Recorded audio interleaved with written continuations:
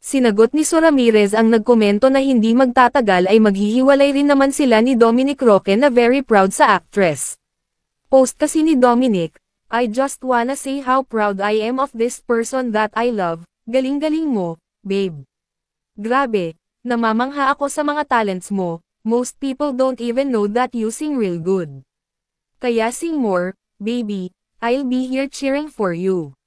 You've been so busy sa mga pelikula mo, at ang galing mo sa mga ito, sunod-sunod. Gusto ko talagang mapanood ang Flower Girl soon sa Netflix.